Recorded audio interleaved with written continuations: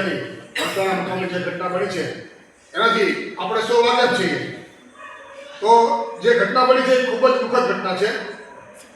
તો હવે એના ન્યાય માટે આપણા જે ગ્રાઉન્ડ લેવલના યુવા કાર્યકર્તાઓની જે ટીમ છે, હિરેનભાઈ વાઘેલા, હરેશભાઈ મેર, કાળુભાઈ જાંબુજા, કિશનભાઈ, પરેશભાઈ, અશોકભાઈ, શંભુભાઈ, બીજા ઘણા બધા એવા આગેવાનો છે, મુકેશભાઈ છે, ઘણા બધા આગેવાનો છે જે ગ્રાઉન્ડ લેવલે કામ કરે છે અને ખૂબ સરસ કામ કરી રહ્યા છે મિત્રો. તો આજે એક મિટિંગનું આયોજન જ્યારે આપણે મહારેલી અથવા મહાસંમેલન કરવા જઈ રહ્યા છીએ ત્યારે અમારા ભાગે આદનગરના ભાગે એક આ મિટિંગનું આયોજન કરવાનું અમને જે તમે લાભ આપ્યો અને અમે લોકો સૌ તમારી જે આ ગ્રાઉન્ડ લેવલની ટીમ છે એ જે આદેશ આપશે આદાનગરના કોળી સમાજને તો અમે આદાનગર તળપદા કોળી જ્ઞાતિની વાડી અને અહીંયા વસતા બીજા અમારા જે કાંઈ મિત્રો છે, ભાઈઓ છે, ઠાકોર સમાજના ભાઈઓ, ખભેથી ખભો મિલાવીને જે કાંઈ ઘટતું હશે તમે જે કાંઈ આદેશ કરશો તમારી જોડે ખભેથી ખભો મિલાવીને અમે તન મન ધન અને છેલ્લે ધોકાથી પણ તમારી આગળ ઉભા રહીશું.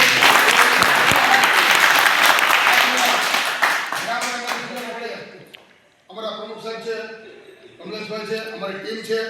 તમે જ્યારે આદેશ કરશો ત્યારે અડધી રાતે તમારી જોડે તમે એક ગાડી કહેશો એક ગાડી અને 5 ગાડી કહેશો 5 ગાડી લઈ અને તમારી જોડે આવવા મારી વાળાને જણાવવા માંગુ છું. જય કોળી સમાજ. વિડીયો જોયો છે કે જયરાજ આરોપી છે તો જે આપણે સાવરવામાં જે આવે છે રાજકીય ત્યારે આપણે સમાજમાં એક આપણામાં જનૂન હોય, લોહી હોય કે કોળીને કાંઈ થાય ને તો આપણને ગમે નહીં, આપણી પર જે થાય આપણને પસંદ હોય, પણ આપણા સમાજમાં કોઈ પર કાંઈ થાય ને એ તો આપણા બધા યુવાનોનું લોહી ગરમ થઈ જતું હોય. પણ આપણે ખરેખર કાયદાકીય રીતે લડી અને ભલે 21 દિવસ થયા, આજે 60 દિવસ થાય તો આનો ન્યાય આપણે લેવાનો છે. બાકી જો સરકારે ન્યાય નહીં આપે તો ન્યાય લેતા પણ આપણા સમાજને આવડે છે બધી રીતે, જે રીતે એ સમજે એ રીતે આપણને ન્યાય લેતા આવડે છે. જય કોળી સમાજ. જય કોળી સમાજ. તો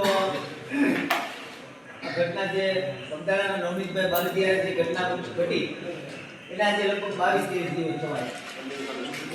પણ ઘણા આપણા સમાજના ઘણા લોકોના મને ફોન આવ્યો કે ભાઈ જીતેલા સમયમાં તો કોળી સમાજ ઘણા લોકોને આપણા લોકો પર અત્યાચાર થયો, ત્યારે કેમ આપણા લોકો એટલા બધા આવી રીતે ભેગા નહોતા થયા, ન્યાય આપો એવી વાત નહોતા કરતા. હું તો આપો એવો ઘણાને ખબર હોય ન ખબર કે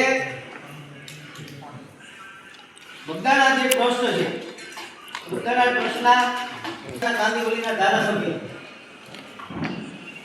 યોગેશ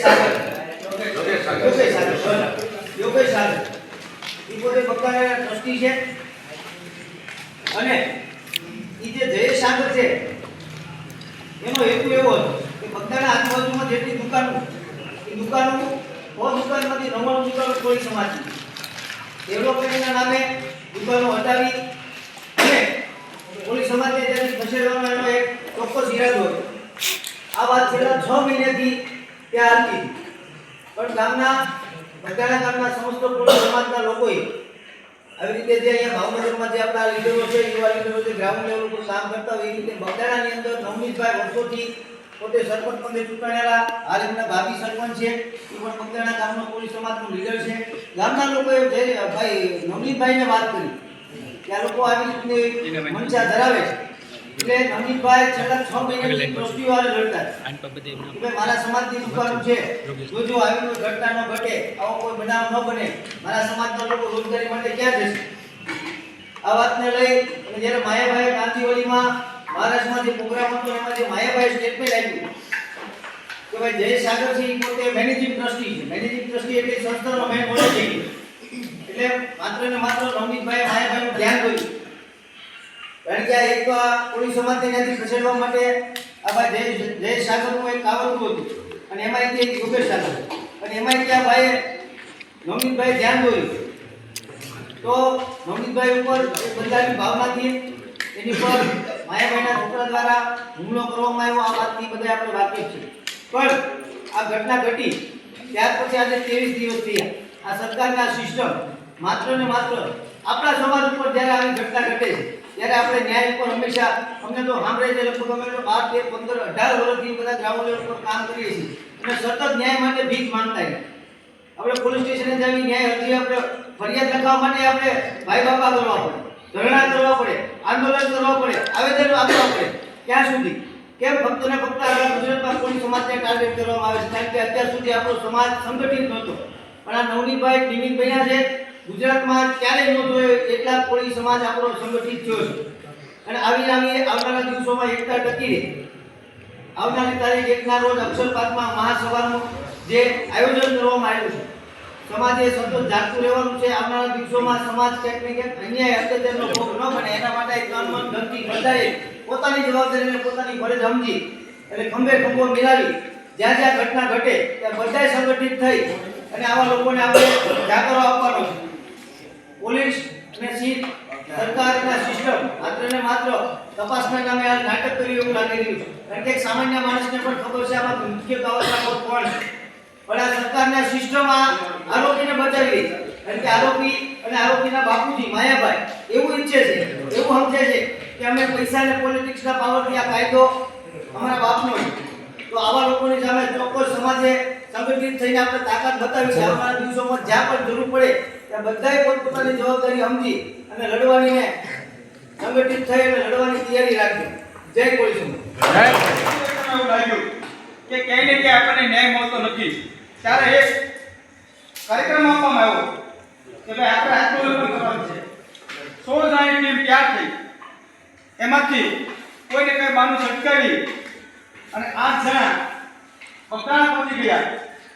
બગદાણા પહોંચી ગયા પછી હું એમાં ભેગો મને બીક લાગી કે નો કરે નારાયણ અને સવારે મેં આશ્રમે પહોંચી તો જાશું પરંતુ જેમને બસાવા છે એ પછી નહીં હતી.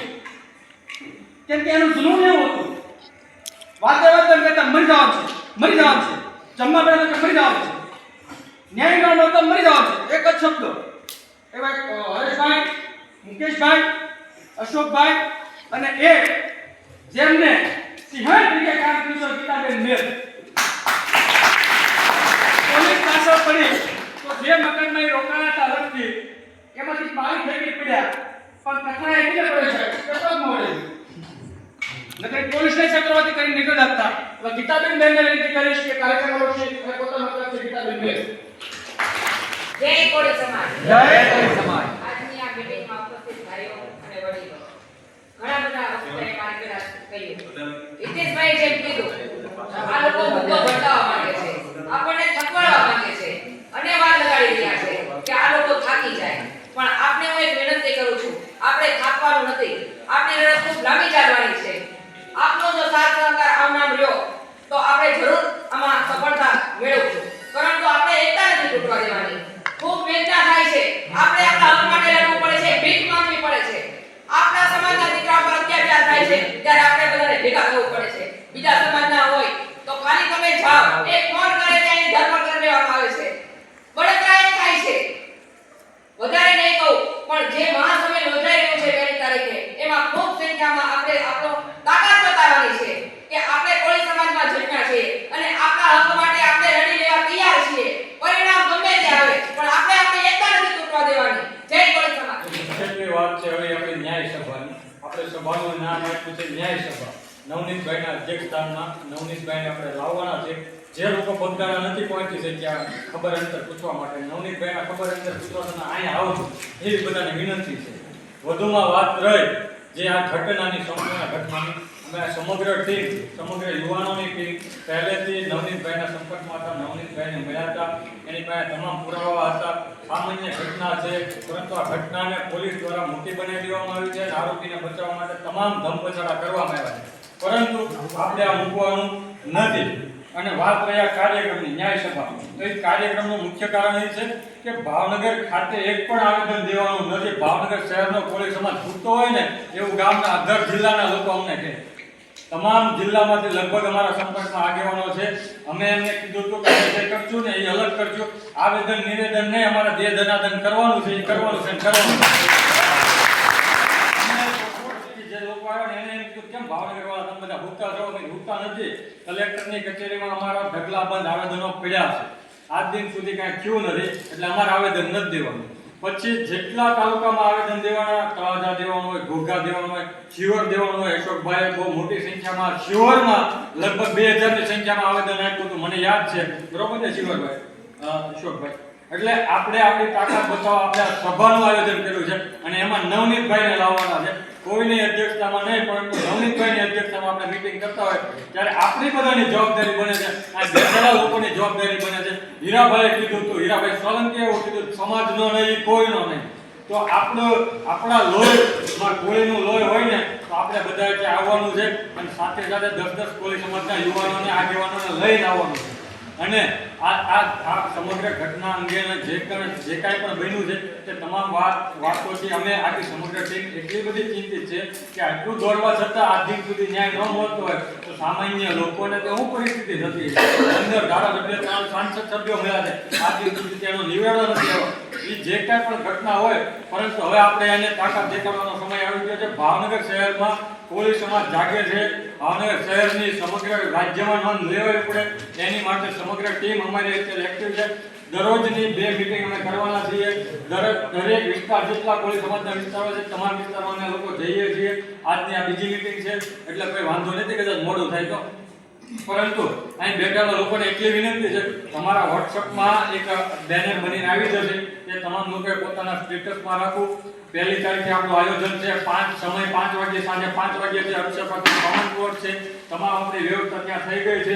જે લોકો અમારી સાથે છે, આર્થિક મદદ કરે છે, તેનો પણ અમે આભારી છે. અશોકભાઈ, અમને આ જે કાર્યક્રમ કરવામાં જે લોકો પણ આભારી થયા છે, આર્થિક મદદ કરે છે, કદાચ ખૂણે ખાતરે હોય, બહાર આવી નથી એકતા, એ લોકોના પણ અમે આભારી છે. કારણ કે આ કાર્યક્રમ કરવા માટે ખૂબ મોટો ખર્ચ જવાનો છે અને કાળુભાઈ એમાં નાસ્તાના જમણવારના દાતા છે, એટલે કાળુભાઈના પણ આભારી છે. બધાને એટલી વિનંતી કરવામાં આવ્યા છે ત્યાં તો આપણે બધી આ સમાજની ચર્ચા કરશું. આજે તમારી પાસે એટલી સમાજના યુવાન તરીકે વિનંતી કરવા આવ્યો છું કે તમે બધા બેઠા એક વ્યક્તિ 10-10 લોકોને લઈને આવે અને ફરજિયાતપણે સમાજનું ઋણ અદા કરે. નવનીતભાઈને તમે મળવા કદાચ બગદાણા ન જઈ શકો પણ અહીંયા અક્ષરપાટમાં આવજો એવી વિનંતી કરવા આવ્યા છે. જય કોળી સમાજ. અને આપણા સમાજના સૌ હવે ધીમે ધીમે બધા ભેગા થવા મળ્યા છે. એટલે અન્ય સમાજ જે કહે છે કે ભાઈ ત્યાં હવે કાંઈ ખાવાનું નથી, ના તે નહીં થાય તો કાંઈ વાંધો નહીં. સમાજ જેટલો ભેગો થતો જશે એટલા જ આપણા માટે ભવિષ્યનો સમય આવનારો સારો રહેશે. એટલે કોઈ સમાજને ગુમરાહ કરે બીજા સમાજના વ્યક્તિઓ તો ગુમરાહતા નહીં, 5-25 દી મોડું થાય, પણ સમાજ જે ગતિ પકડી છે એ ગતિને હવે આગળ વધારવાની છે. જય કોળી સમાજ. જે આ બગદાણા નવનીતભાઈ ઉપર જે અન્યાય થયો છે, એ જે આત્મવિલોપનના જે કાર્યક્રમ કર્યો હતો એ આપણા કોળી સમાજની જે શિરણ કેવું હોય તો કહી શકાય એવા મારા બેન ગીતાબેન મેર એ 2 દિવસ એ રાત્રે અમારી હારે વાડીઓમાં આટલા દાણામાં ફેંકતા દોડેલા છે 2 દિવસ એટલે એમની માટે એક વખત જોરદાર. અને જ્યારે 1લી તારીખે મહાસંમેલન જ્યારે યોજા રહ્યું છે ત્યારે અમે અદાનગર તરફથી અને તળાજા કોલેજ નાની વાડી તરફથી આપની ટીમને અમે ખાતરી આપી છે પ્રમુખ નાઓલે કે ભાઈ જેટલા વધારેમાં વધારે સંખ્યા થાય એવી અમારી બધાની મહેનત રહેશે. આપ સૌનો આભાર.